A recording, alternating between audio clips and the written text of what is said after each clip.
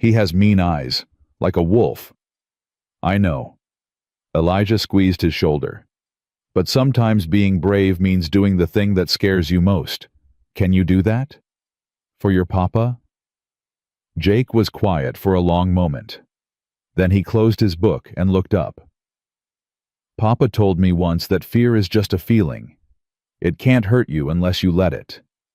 He took a shaky breath. I'll do it. For Papa. For all of us. Elijah felt something shift in his chest. Pride. Hope. Something he hadn't felt in years. Good boy. He stood up. I need to go into town. Find out who this scarred man is and where he's staying.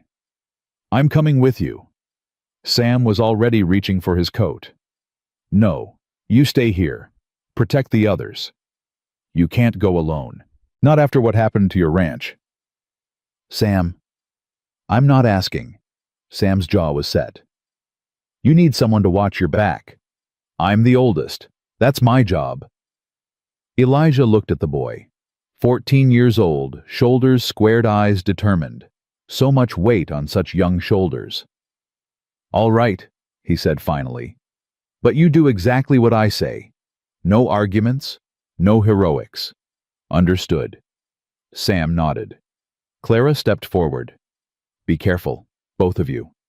We will. Elijah climbed the ladder. Keep the trapdoor locked. Don't open it for anyone but me or Martha. The streets of Silver Springs were quiet. Too quiet. People Elijah had known for years turned away when he passed. Doors closed. Curtains fell. Ashford had been busy. They're scared, Sam said quietly. Just like you said. Fear makes people do ugly things. Elijah kept walking. Come on, the saloon's this way.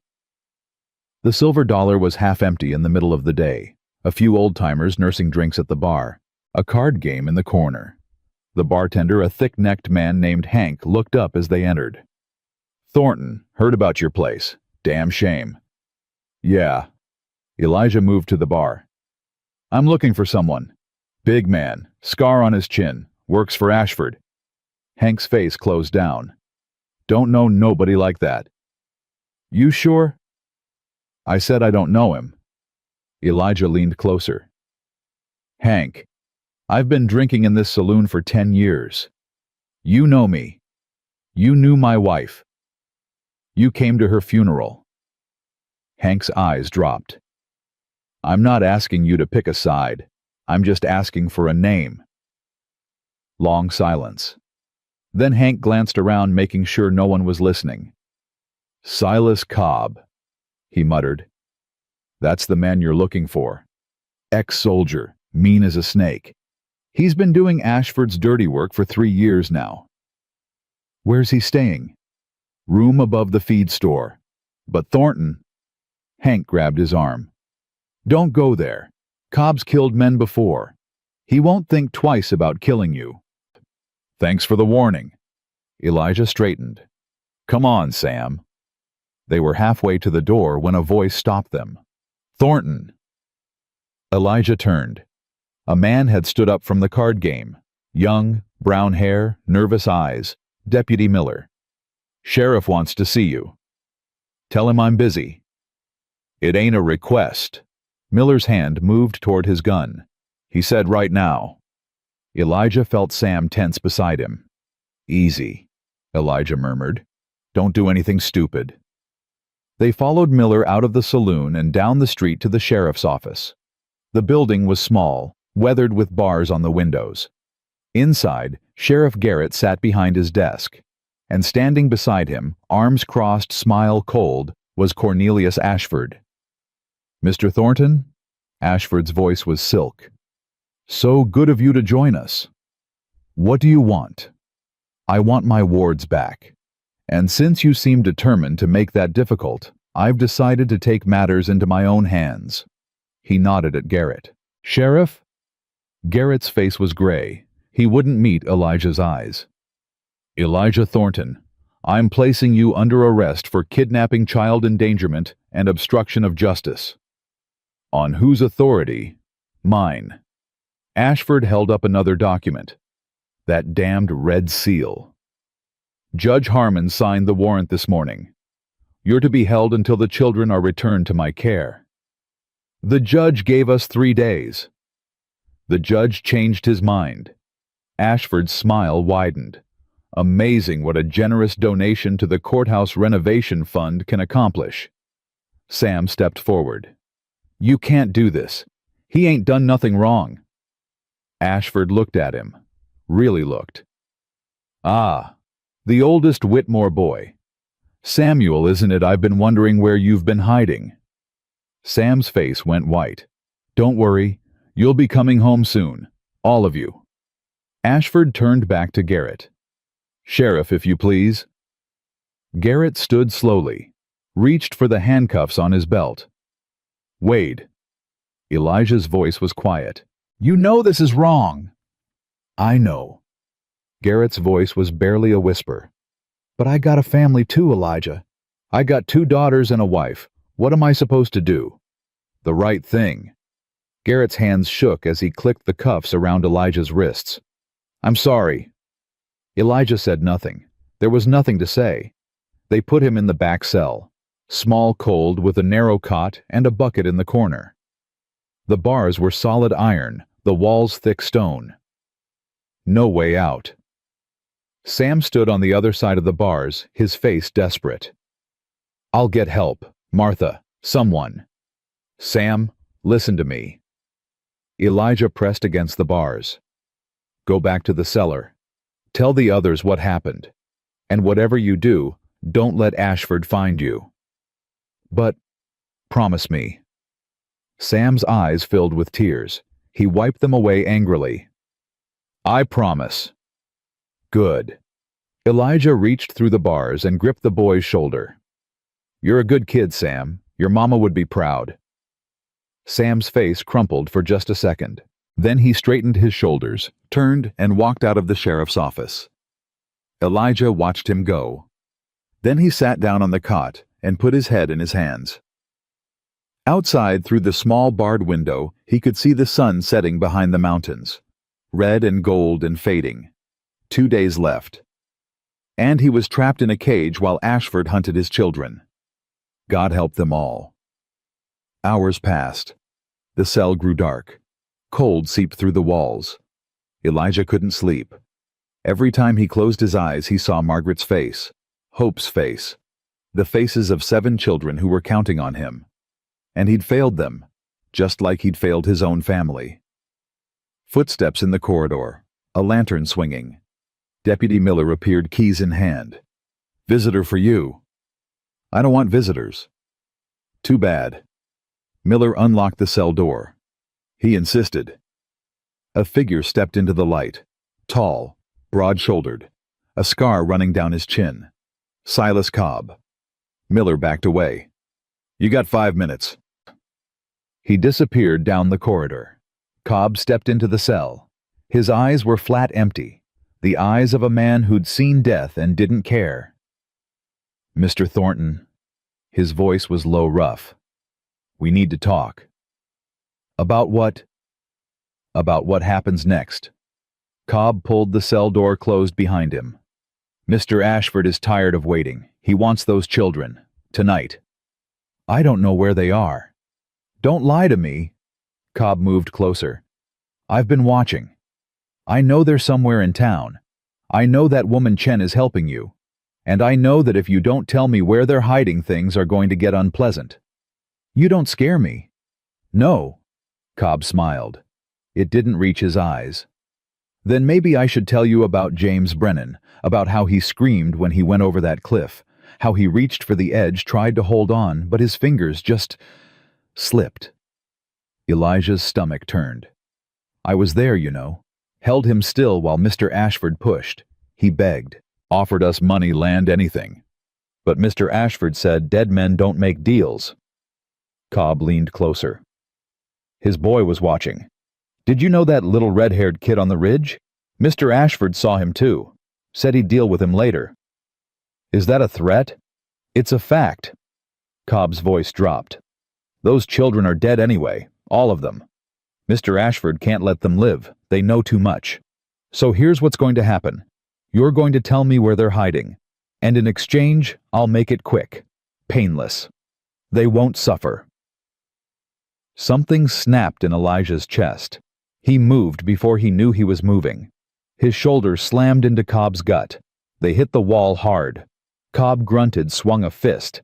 It connected with Elijah's jaw, sent stars exploding across his vision. But Elijah didn't stop. Couldn't stop. He grabbed Cobb's coat, drove his knee into the man's stomach, felt the air go out of him. Cobb staggered back, gasping. His hand went for the knife on his belt. "You're gonna regret that." "Maybe." Elijah's fists came up. "But you're gonna regret it more." They circled each other in the tiny cell.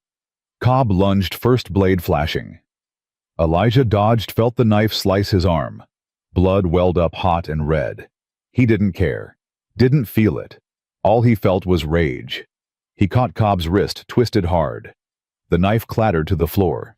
Cobb swung with his free hand, but Elijah ducked under it, drove his elbow into the man's throat. Cobb went down, hard.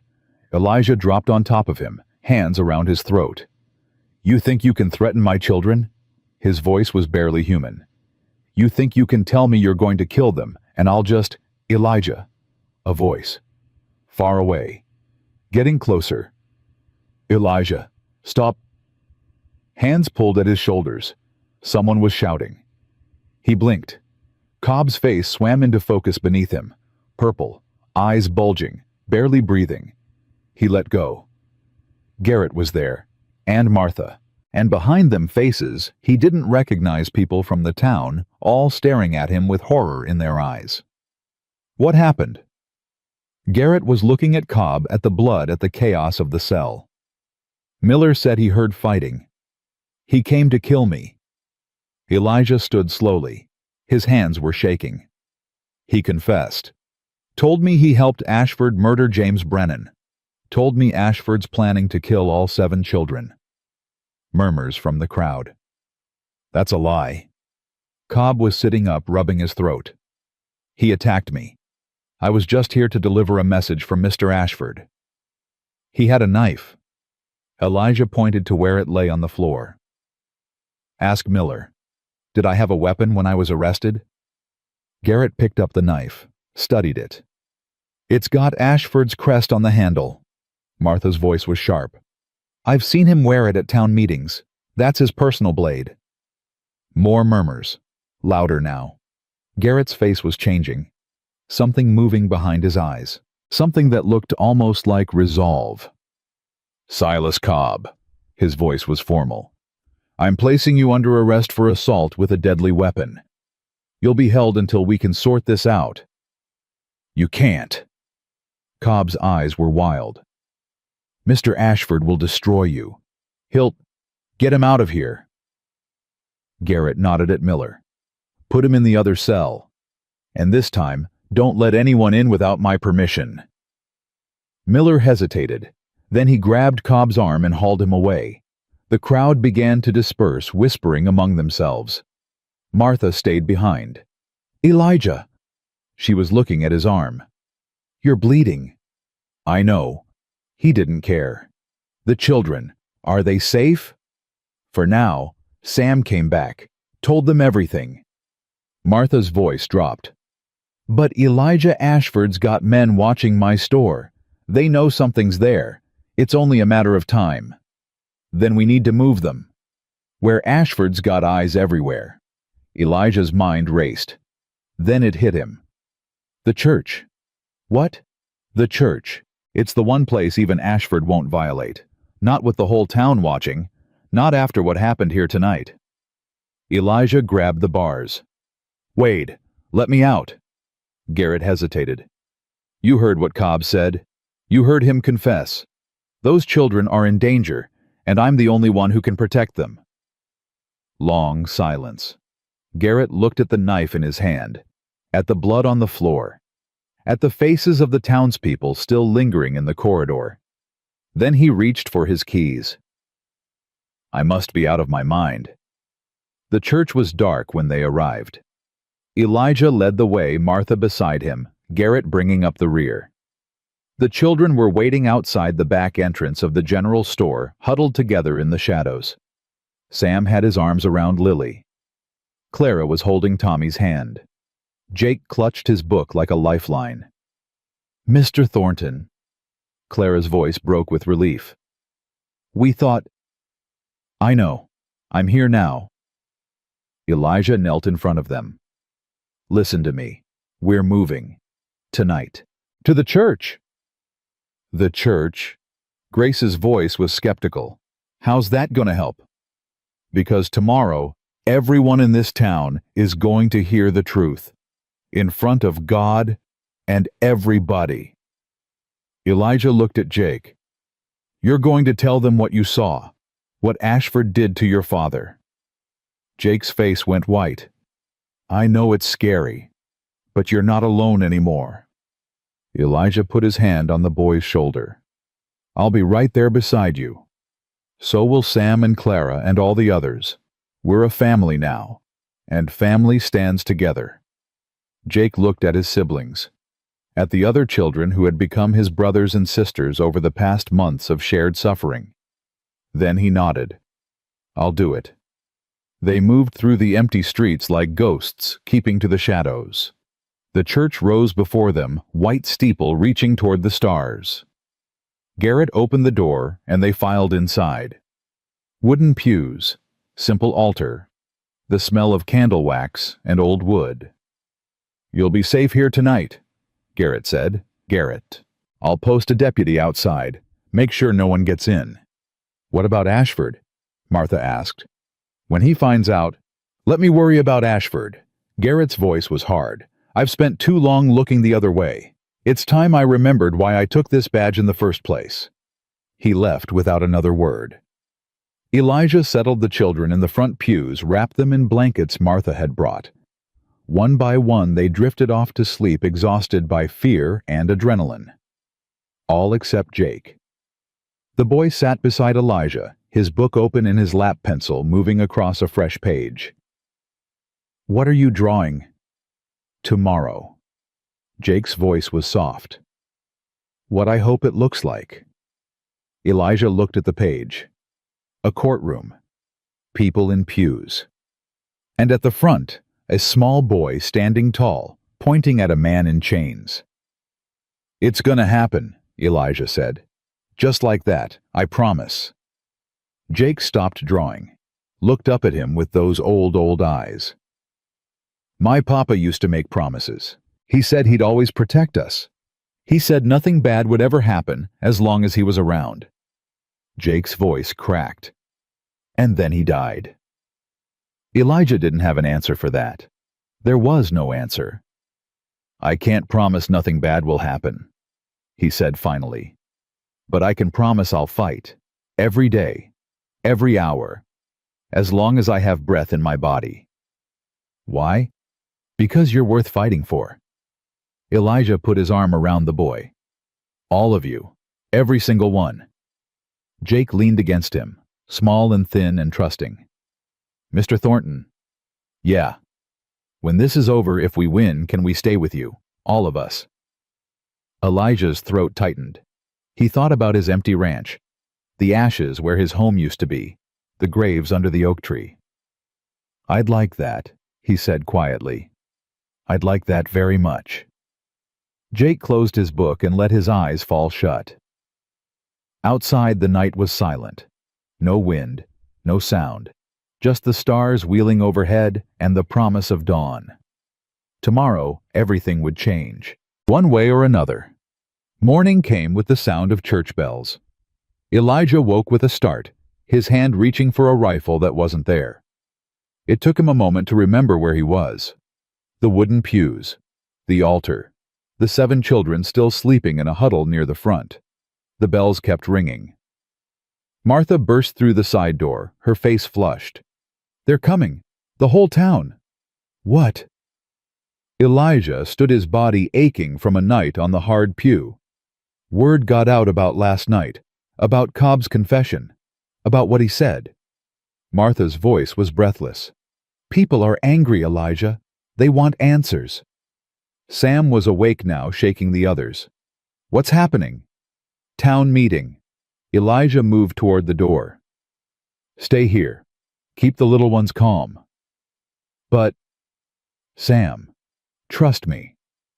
The boy's jaw tightened, but he nodded. Outside, the street was filling with people. More than Elijah had ever seen in Silver Springs. Ranchers from the outlying properties, shopkeepers, miners, families with children, all of them moving toward the town hall, their breath fogging in the cold morning air. And at the center of it all, standing on the town hall steps, like a king surveying his subjects, was Cornelius Ashford. He saw Elijah and smiled. That cold, empty smile that never reached his eyes. Mr. Thornton, I see you've managed to escape your cell. How unfortunate. The sheriff released me. Did he? Ashford glanced at Garrett, who stood off to the side, his face unreadable. We'll have to discuss that later. There won't be a later. Elijah climbed the steps, putting himself eye level with Ashford. It's over. Cobb talked. Everyone knows what you did. Cobb is a drunk and a liar. No one will believe him. Maybe not, but they'll believe Jake Brennan. Something flickered across Ashford's face. Just for a second, then the mask was back. The boy is confused, traumatized. Anything he says, he drew pictures. Elijah's voice carried across the crowd. Detailed pictures of what he saw, of you pushing his father off that cliff, of Cobb holding him still. Murmurs rippled through the crowd. People shifting, whispering, looking at each other. Lies. Ashford's voice rose. All of it lies. This man is desperate. He's kidnapped 7 children who belong in my care, and now he's fabricating evidence to justify his crimes. Then let the boy speak. A new voice. Sarah Chen pushed through the crowd, her arms crossed. If he's lying, everyone will see it. If he's telling the truth. She didn't finish. She didn't need to. Ashford's jaw tightened. I won't subject my wards to this circus. They ain't your wards. Elijah stepped closer. They never were. You bought them from desperate parents, beat them, starved them, worked them like animals. And when one of them saw you commit murder, you decided they all had to disappear. That's enough. Ashford turned to the crowd, his voice booming. This man is clearly unstable. He lost his wife and daughter years ago, and now he's projecting his grief onto innocent children. He needs help, not a platform. I need justice. Elijah's voice was steady. And so do those children. So does James Brennan. So does everyone you've ever hurt. Silence. The crowd waited, breath held, watching the 2 men face each other on the steps. Then, a new sound. Hoofbeats. Coming fast. Everyone turned. A rider was coming up the main street, pushing through the snow horse lathered and steaming. As he got closer, Elijah recognized him. Reverend Stone.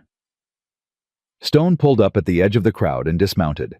He was exhausted, clothes covered in trail dust, but his eyes were bright. I found it.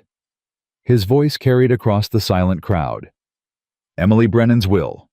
Registered at St. Catherine's Parish in 1884. He held up a document.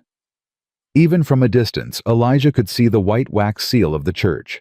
It names her sister Helen Crawley as legal guardian of Jake and Abby Brennan in the event of James's death, not Cornelius Ashford.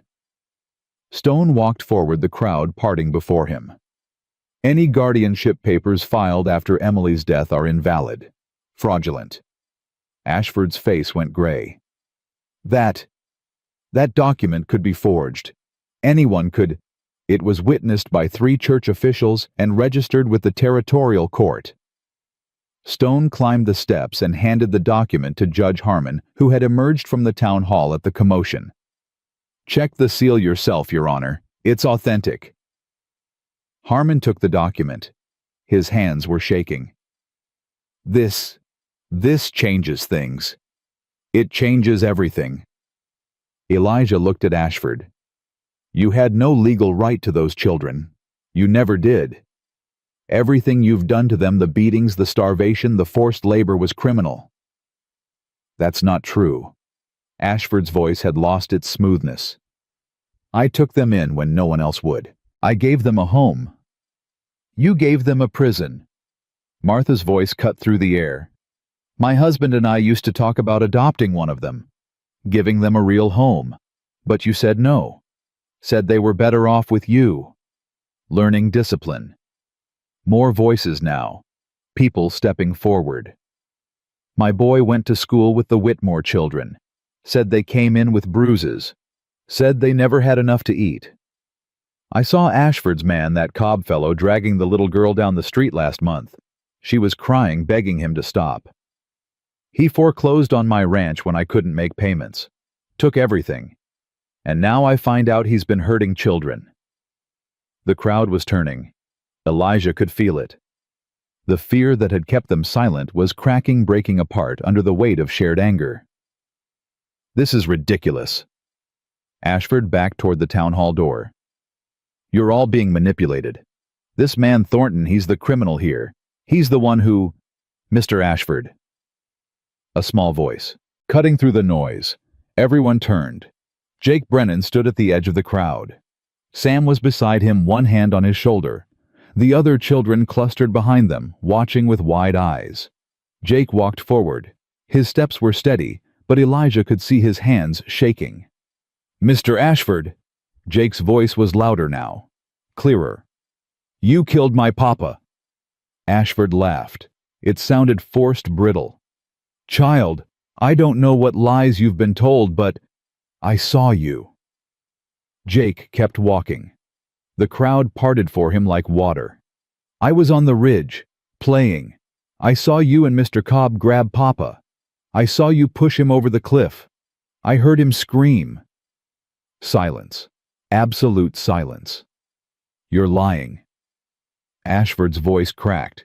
You're just a boy. You don't know what you saw. I know exactly what I saw. Jake reached into his coat and pulled out his leather book. And I drew it. All of it. He opened the book and held it up. The crowd pressed closer, craning to see. The drawing was simple, but devastating. Two men at a cliff's edge. One pushing, one falling.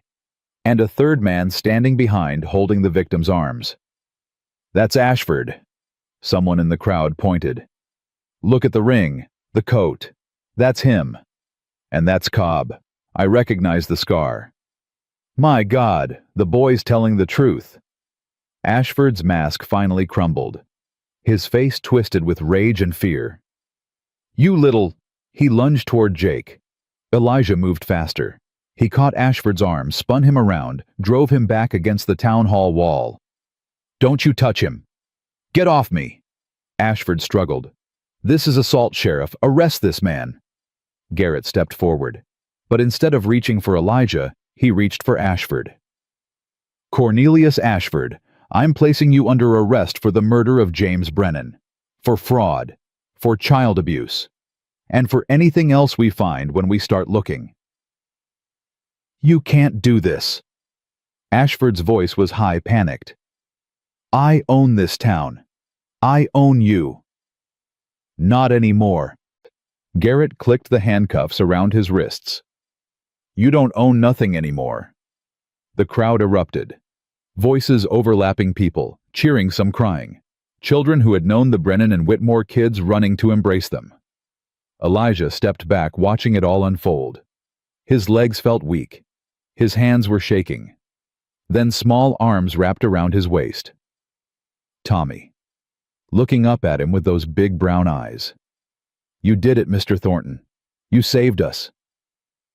Elijah knelt down and pulled the boy close. We saved each other, son. We saved each other. The trial was quick, with Cobb's confession, Jake's testimony. Stone's documents and a parade of witnesses finally willing to speak, Ashford didn't stand a chance. Judge Harmon, facing his own investigation for corruption, had no choice but to rule against his former poker partner. Guilty on all counts: murder, fraud, child abuse, conspiracy. They hanged him 3 weeks later on a cold February morning. Elijah didn't go to watch. Neither did the children. Some things didn't need to be seen. What mattered was what came after. Martha Chen opened her store that afternoon to find a crowd waiting outside. Not angry this time, grateful. "We want to help," Sarah Chen said. She'd become the unofficial spokesperson for the townspeople, her sharp voice cutting through any hesitation. "Thornton lost his ranch because of Ashford. Because he did the right thing. We figure the least we can do is help him rebuild." By the end of the day, they had pledges of lumber nails labor, enough to build a house twice the size of the one that burned. "You don't have to do this," Elijah told them. "I didn't do it for thanks." "We know." Tom Wheeler, the livery owner who had turned his back just days before, couldn't meet Elijah's eyes. "That's why we're doing it. Because you didn't ask." Construction started in March when the snow began to melt. 20 men from town showed up that first day. By the end of the week, there were 30. The children helped too. Sam learned to swing a hammer. Clara organized the volunteers, making sure everyone had water and food. Jake drew sketches of the progress, filling page after page with images of walls going up, of rooms taking shape. Even the little ones found ways to contribute. Tommy carried nails in his pockets. Lily sang songs to keep everyone's spirits up. Abby told stories during lunch breaks, her imagination turning the construction site into a castle, a ship, a magical kingdom. Grace stood apart at first, watching with suspicious eyes. She'd been hurt too many times to trust easily. But one afternoon, Elijah found her sitting on a stack of lumber, staring at the half-built house. "Something wrong?" She didn't answer right away. "It's too good," she finally said. "All of this. The house, the people helping, you." She looked at him, her eyes hard. "Things don't stay good. They always fall apart." Elijah sat down beside her. "You're right. Sometimes they do." "Then why bother? Why build something that's just going to burn down or get taken away, or because it's worth it?" Elijah watched the workers moving around the site, laughing, shouting instructions, working together. Even if it falls apart tomorrow, even if everything goes wrong, the building still matters. The trying still matters. That doesn't make sense. Maybe not. Elijah put his hand on her shoulder. "But your mama thought it was worth it. She had you, didn't she? Even knowing how hard life could be. Even knowing she might not be able to keep you." Grace flinched. "She didn't keep us. She sold us. She made an impossible choice, and I ain't saying it was right. But she loved you. Enough to hope someone would take care of you when she couldn't." "Ashford didn't take care of us." "No, he didn't." Elijah's voice was quiet. "But I will, if you'll let me." Grace was silent for a long time. Then slowly, she leaned against his shoulder. "I'll think about it." It was the closest thing to trust she'd ever offered. Elijah put his arm around her and watched the sun set over the mountains. The house was finished in April. 2 stories, 6 bedrooms, a big kitchen with a wood stove, a porch that wrapped around 2 sides. The children stood in front of it, staring. "It's huge," Sam breathed. "It's home." Elijah opened the front door. "Come on, let me show you your rooms." They explored every corner, tested every floorboard, opened every window to let in the spring air. Clara cried when she saw her room. A real bed, a dresser with a mirror, curtains her mother would have loved. "It's too much," she whispered.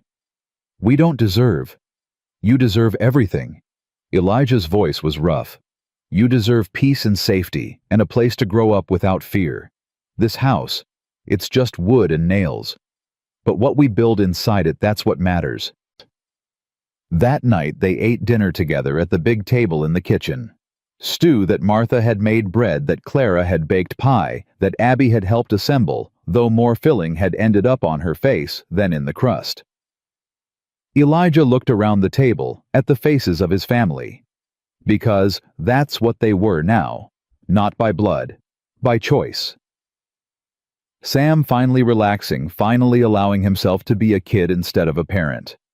Clara still mothering everyone but learning to let others take care of her too. Jake, his book open beside his plate, sketching the moment for posterity. Grace still wary but softening day by day. Abby telling an elaborate story about a princess and a dragon that somehow involved pie. Tommy, his bear, sitting in the chair beside him, included in everything. Lily nearly asleep in her seat, worn out from a day of running through the new house. 7 children. 7 miracles.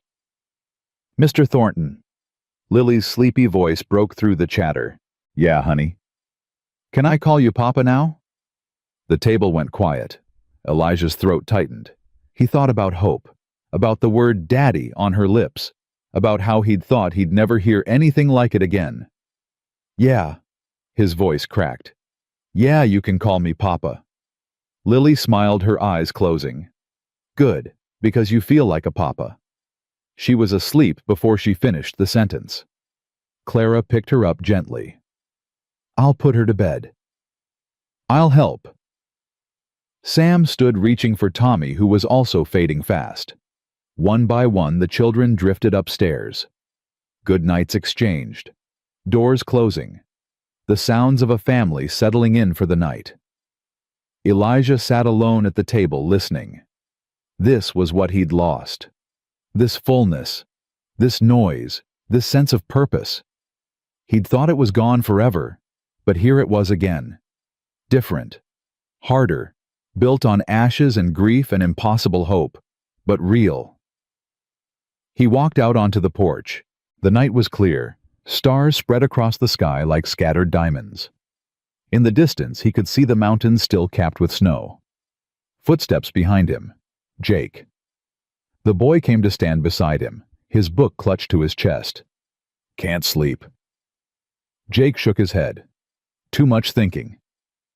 What about Papa, Mama? Jake's voice was quiet. I used to dream about them every night. But lately, I don't know. The dreams are different. Different how? They're happy now. In the dreams. They're together. And they're smiling at me. Like they're proud. Jake looked up at Elijah. Is that strange? No. Elijah put his hand on the boy's shoulder. That's not strange at all. They stood in silence for a moment. Then Jake opened his book and held it out. I made this. For you. Elijah took the book. On the page was a drawing. The new house. The porch where they stood now. And in front of it, 8 figures. 7 children of different sizes. And one tall man standing in the middle, his arms around them all. Underneath, in careful handwriting, Our Family. Elijah's eyes burned. Jake, this is...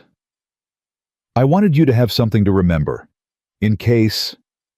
Jake's voice faltered. In case things change. In case something happens. So you'd know that right now, right here, we were happy. All of us. Because of you. Elijah closed the book, knelt down so he was eye level with the boy. Nothing's going to happen. You hear me? I'm not going anywhere. None of us are. You can't promise that. Nobody can promise. I know. Elijah pulled him close. I know I can't promise forever, but I can promise today, and tomorrow, and the day after that. I can promise to keep showing up every single day for as long as I'm breathing. Jake's arms came up, wrapping around Elijah's neck. That's enough, he whispered. That's enough for me. They stayed like that for a long moment. A man who had lost everything finding his way back. A boy who had seen too much learning to trust again. Then Jake pulled back, wiping his eyes. I should go to bed. Yeah, you should. Jake started toward the door, then stopped. Mr. Thornton, Papa. The word hit Elijah like sunlight after a long winter.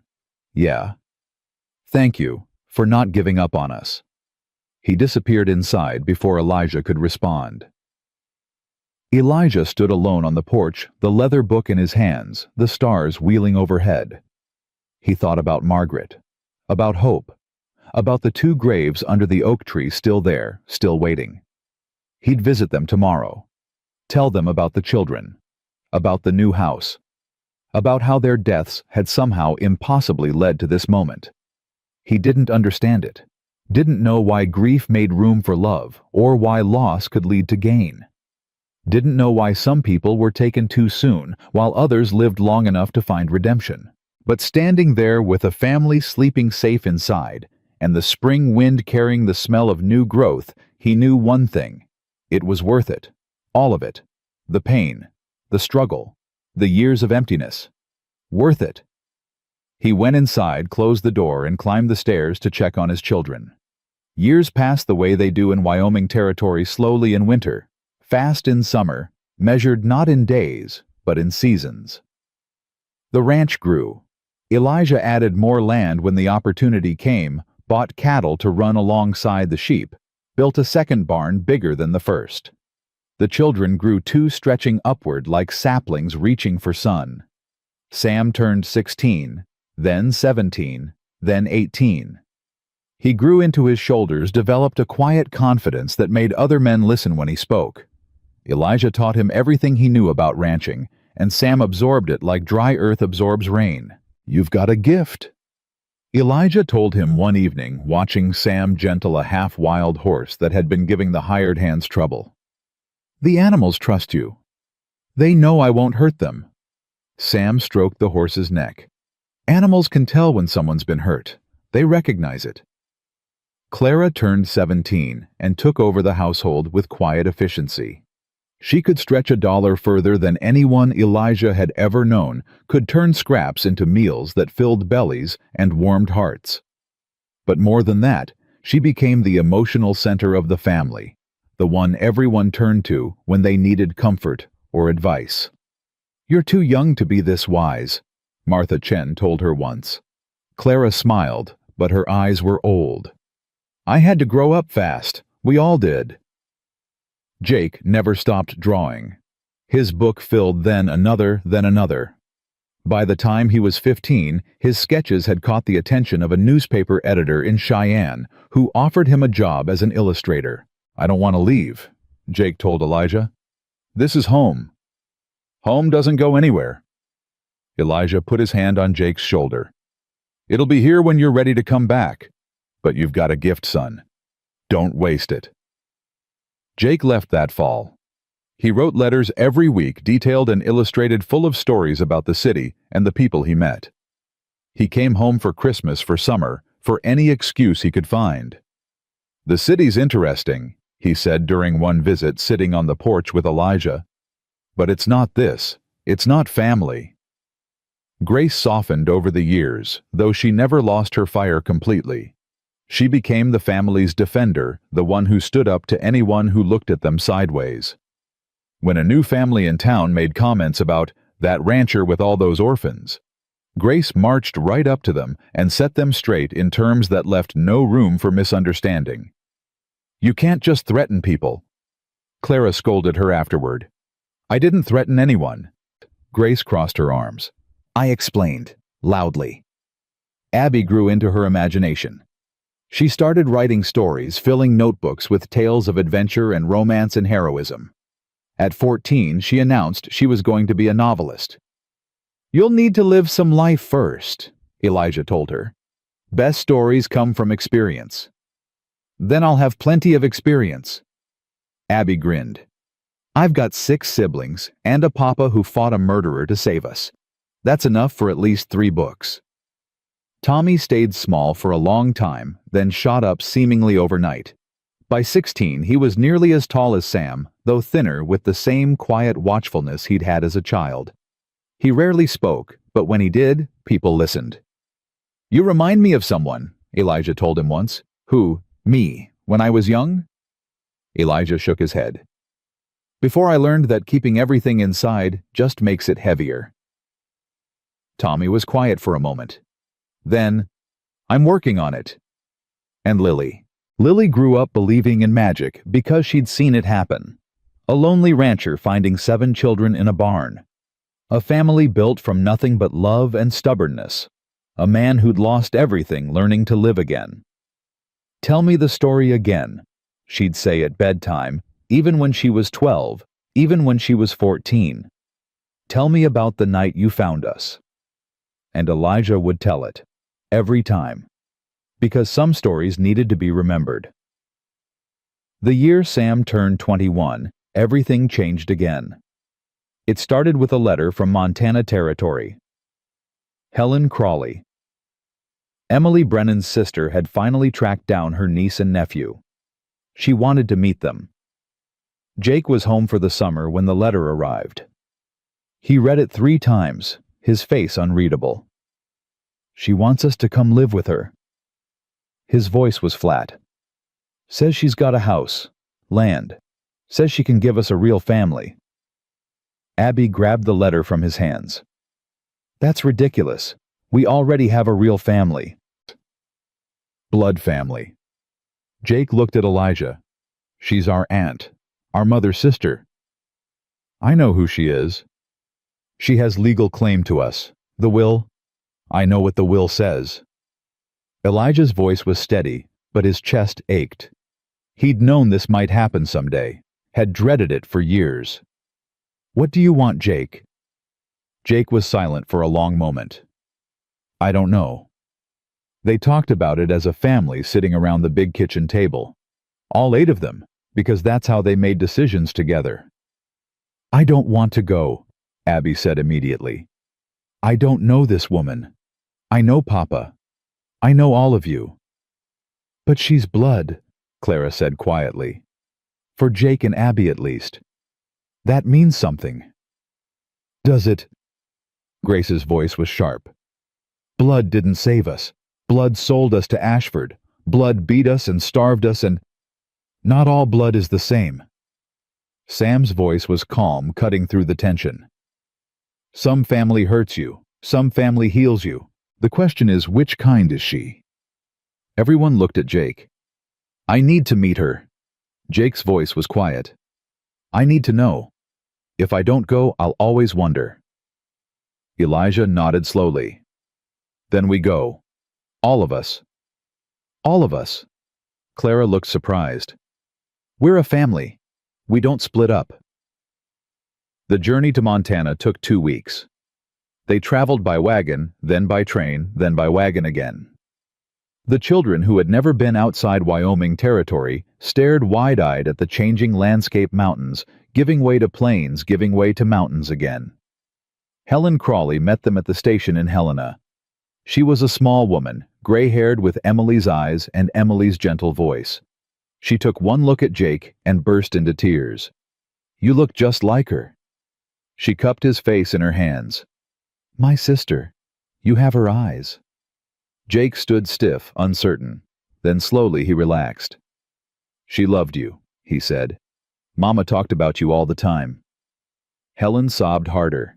They stayed a week. Helen showed them pictures of Emily as a child told stories about their mother that Jake and Abby had never heard. She took them to Emily's grave, a small plot on a hillside overlooking the valley, and they stood together in silence, honoring a woman none of them had known long enough. I want you to come live with me, Helen said on their last night. Both of you. I have room. I have resources. I can give you opportunities your mother would have wanted you to have. Jake looked at Abby. Abby looked at him. We appreciate the offer, Jake said slowly. And we'd like to visit. Often. Get to know you. Learn about Mama. But... Helen's voice was gentle, like she already knew. But we already have a home. Jake reached out and took Elijah's hand. We already have a father. Helen's eyes filled with tears again, but she was smiling. Emily would be proud of you, both of you. She looked at Elijah, and she'd be grateful to you for loving her children when she couldn't.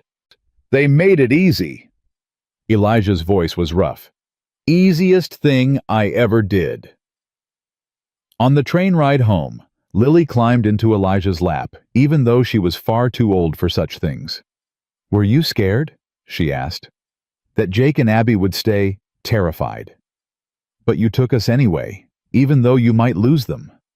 That's what love is. Elijah stroked her hair. Risking loss. Doing it anyway. That sounds hard. It is. He looked out the window at the mountains rolling past. But it's worth it. Every time. More years. More seasons. Sam married a schoolteacher from Cheyenne. They built a house on the north section of the ranch close enough to visit every day, far enough for privacy. Their first child, a girl, was born on Christmas Eve. "What are you going to name her?" Elijah asked, holding the tiny bundle in his arms. Sam looked at his wife. She nodded. "Hope." Sam's voice cracked. "After your daughter, if that's all right." Elijah couldn't speak, just held the baby closer and let the tears fall. Clara married a lawyer from Silver Springs who'd helped prosecute Ashford all those years ago. He was kind, steady, the sort of man who saw Clara's strength and wasn't threatened by it. "He knows I'm not easy," Clara told Elijah before the wedding. "I warned him, said I've got rough edges that won't smooth out." What did he say? He said rough edges are what make diamonds valuable. Smart man. Jake's illustrations appeared in newspapers across the territory, then across the country. He drew the West, as he saw it, harsh and beautiful, unforgiving and generous. His most famous piece was a series called 7, depicting 7 children huddled in a barn, snow falling around them, a lantern light approaching in the darkness. He never sold the original. It hung in Elijah's living room until the day he died. Grace surprised everyone by becoming a doctor. She traveled east for training, worked in hospitals in Boston and New York, then came back to Wyoming to open a clinic in Silver Springs. "I spent so many years being angry," she told Elijah. "Angry at Mama for selling us. Angry at Ashford for hurting us. Angry at the world for being cruel. But anger just eats you up inside.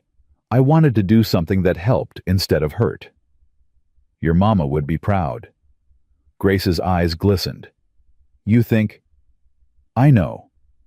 Abby published her first novel at 23. It was called Winter's Children, and it told the story of a group of orphans saved by a lonely rancher on the coldest night of the year. Critics called it sentimental. Readers couldn't put it down. It sold more copies than any Western novel in a decade. "It's our story," she told Elijah at the book launch. "I changed the names, added some drama. But it's us. I wanted people to know what you did. What we did." Elijah held the book in his hands. "I didn't do nothing by myself, thing. You showed up." Abby kissed his cheek. "Every day. That's everything." Tommy became a rancher, taking over more and more of the operation as Elijah got older. He had his father's gift with animals, his mother's quiet strength traits he'd absorbed from the man who'd raised him, even though they shared no blood. "I want to buy the south section," Tommy told Elijah one evening. "Expand the herd. Build something that'll last." "It's yours. All of it. When I'm gone." "Don't talk like that." "I'm 67 years old, son. I've got to talk like that." Elijah put his hand on Tommy's shoulder. "But that's all right. I'm not scared. I've done what I needed to do. Raised 7 children into 7 good people. That's more than most men get." "You did more than raise us." Tommy's voice was thick. "You saved us." "No." Elijah shook his head. "You saved me." And Lily. Lily stayed close. She married a rancher from the next valley over, had 4 children of her own, and visited every Sunday without fail. She was the one who noticed when Elijah started slowing down. The one who made sure he ate, who checked on him at night, who sat with him on the porch when the memories got too heavy. "Tell me the story again, Papa." She was 40 now, gray streaking her golden hair, but her voice was the same little girl who'd asked for stories at bedtime. "Tell me about the night you found us." And Elijah would tell it, every detail, the cold, the barn, the 7 small faces in the lantern light, the oldest boy with his fists up ready to fight, the littlest girl, blue-lipped and barely breathing. "You saved her," Lily would say. "We saved each other." The last winter came gently. Elijah felt it in his bones, the tiredness that sleep couldn't fix, the cold that warmth couldn't touch. He'd lived 73 years longer than he'd ever expected. Longer than he'd wanted once. But not anymore. They came, all 7 of them. From across the territory, from across the country. Sam and his wife, their 3 children now grown. Clara with her husband and their twins. Jake still drawing, still remembering. Grace taking Elijah's pulse with practiced hands, hiding her tears behind professional concern. Abby clutching a manuscript, her latest book dedicated to him. Tommy, who'd never left, who sat by his bedside every night. And Lily. Always Lily. I need to tell you something. Elijah's voice was weak but clear. All of you. They gathered close. Grandchildren in the doorway watching with wide eyes. When you came into my barn that night, I was done. I'd been done for years. Just going through the motions, waiting to die. He took a shaky breath. You gave me a reason to live. Every one of you. You gave me back everything I thought I'd lost. Papa. Clara was crying. Don't. Let me finish. He reached for her hand, found it held tight. I used to think family was blood. Used to think when Margaret and Hope died, my family died with them. But I was wrong. Family is who shows up, who stays, who fights for you when nobody else will. He looked at each of them in turn. Sam, his first son, his right hand. Clara, his heart. Jake, his memory. Grace, his fire. Abby, his voice. Tommy, his legacy. Lily, his joy. I'm not scared, he said, because I know what I'm leaving behind. I know you'll take care of each other. I know you'll pass it on, this thing we built. This family. We will, Papa. Sam's voice broke. We promise. I know you will. Elijah closed his eyes. Now, somebody tell me a story. I'm tired of talking. Lily leaned close. Once upon a time, she whispered, there was a lonely rancher who'd lost everything. His wife, his daughter, his reason to live. He thought his story was over. He was just waiting for the end. She took his hand. But then on the coldest night of the year, he found 7 children hiding in his barn, starving, freezing, running from a monster who wanted them dead. Elijah's lips curved into a smile. And the rancher had a choice. He could turn them away, keep himself safe, keep his heart locked up where nothing could hurt it. Or he could open his door, risk everything, love again. Tears fell on Elijah's hand, Lily's, others.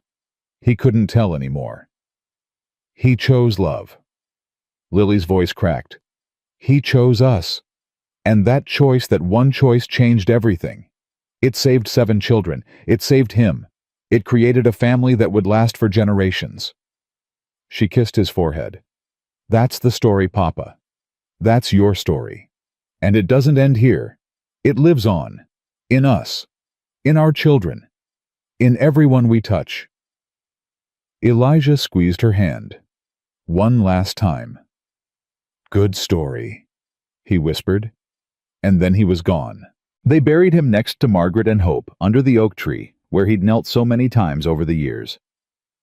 The whole town came out. Silver Springs had grown, but nobody had forgotten what Elijah Thornton had done, what he'd stood for. Sam spoke first, then Clara, then each of the others one by one, sharing memories, sharing tears, sharing laughter. Jake didn't speak. He'd said everything in his drawings, a lifetime of images that told the story better than words ever could. But when it was over, when the crowd had dispersed and only family remained, Jake walked to the grave and laid something on the fresh-turned earth. His very first book, the leather worn almost through, the pages yellowed with age. He always said I should remember. Jake's voice was steady. I will. Always. They stood together as the sun set, 7 siblings, their spouses, their children, their children's children. A family built not from blood, but from choice, from love.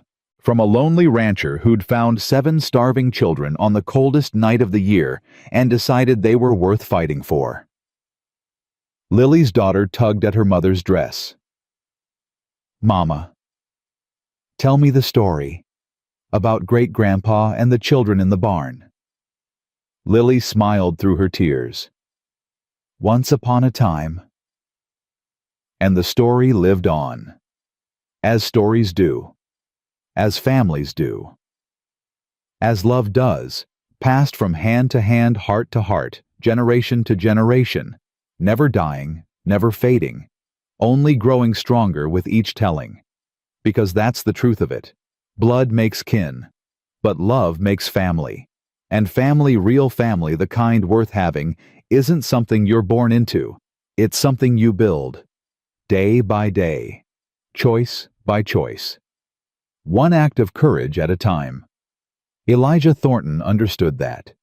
7 children understood that. And now, standing at his grave with the last light of day warming their faces, 3 generations understood it too. Some folks ask what makes a man risk everything for children he barely knew. The answer ain't complicated. It's just hard. You show up. Every day. No matter how cold it gets. No matter how scared you are. No matter how much easier it would be to walk away. You show up. And when you do, when you choose love over fear, family over safety, hope over despair, something miraculous happens. You find out that saving someone else is the surest way to save yourself. That's not a story. That's the truth. And the truth don't need dressing up.